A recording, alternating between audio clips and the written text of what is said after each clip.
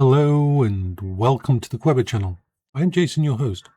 Today we're going to talk about PTSD, post-traumatic stress disorder. Used to be known as shell shock because it was first really noticed, I believe, in the First World War. It's a horrible thing. It really is. Your brain encapsulates a traumatic event. Sight, sound, colours, emotions, everything about it. That event can be anything. The loss of a pet. It can be an accident.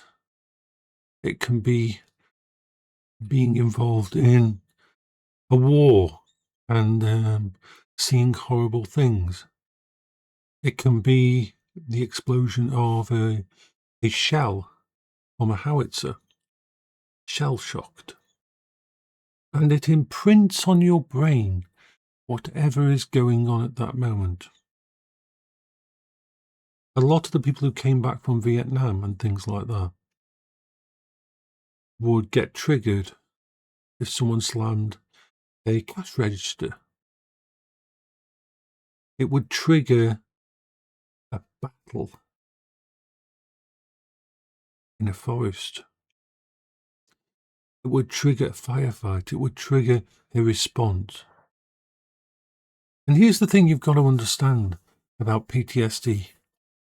When it happens to the person, whether it's an accident, whether it's a loss, whether it's a combat situation or anything, it's completely 100% real to them. They are back in that event. And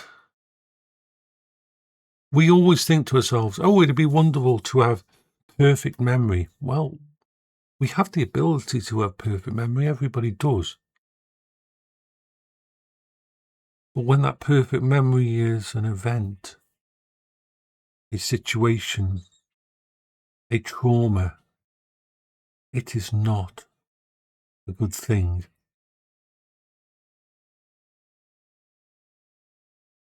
Mine revolved around Paula, my first set of PTSD. And once you've suffered from one PTSD event, the cruel thing is you are more vulnerable to new ones. So let's say you had something traumatic that happened 5-10 years ago and you sort of got used to it, you got over it slightly and that.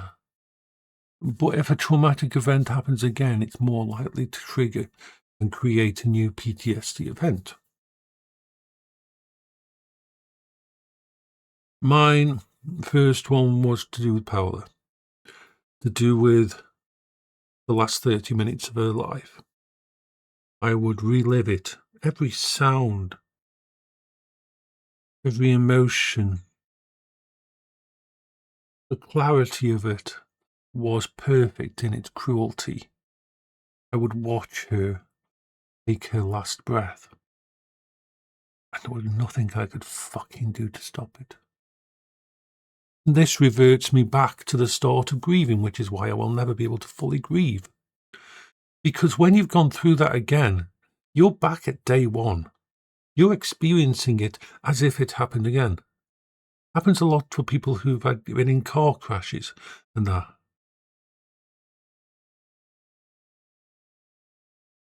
My next traumatic event, my next one that kicked you off, was when I was being harassed by next door. Back when drug users and that controlled next door, and my house was basically under siege. I had to remove, I used to have a blink system for the front door, you know, one of those things, the bells and everything with the video and everything, all that kind of thing. You had a very specific kind of ding dong. I went through nights of someone coming from next door and repeatedly pressing that button over and over and trying to break into my house. Even when I disconnected, I still heard it for months and months and months. Still hear it now and then. I still hear that disconnected alarm downstairs on the front door chime.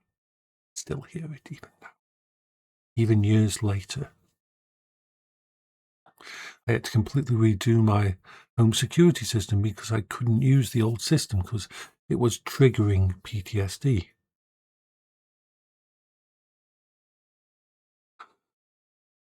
There are medications for it that can help. I found that talking about it desensitizes you slowly over time. I mean slowly. I still get triggered. Sometimes I'll wake up at night and I'll hear that front door. Specific thingy and a cold sweat. And I'll have to check the cameras to outside to make sure they're not back. They're not. They've been gone for years.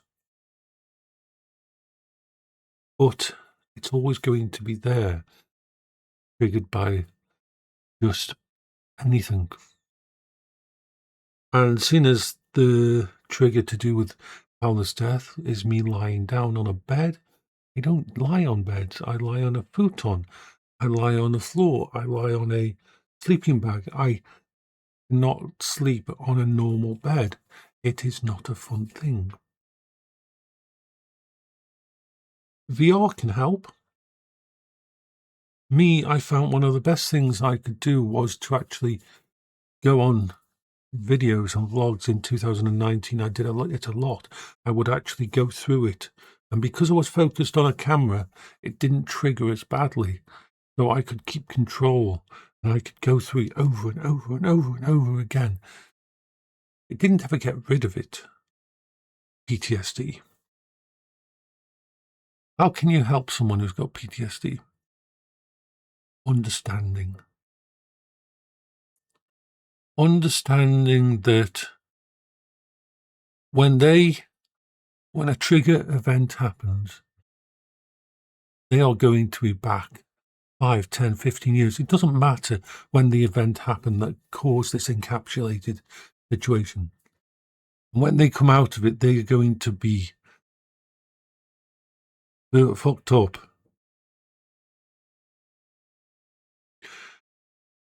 If they want to talk about it, talk. If they don't push it. It's not a fun thing. It's not fun at all.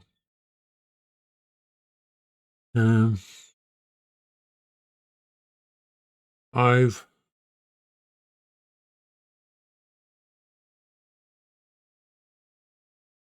seen too much of the harm it can do.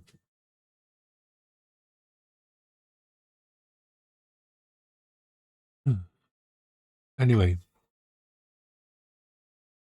just try to understand that whatever the event was, it's crystallized in their brain and can come back at any time. This means that a rape victim who suffers from PTSD can relive that over and over. Anyway, this is Jason for the Quingo channel. I hope you're all having a good day.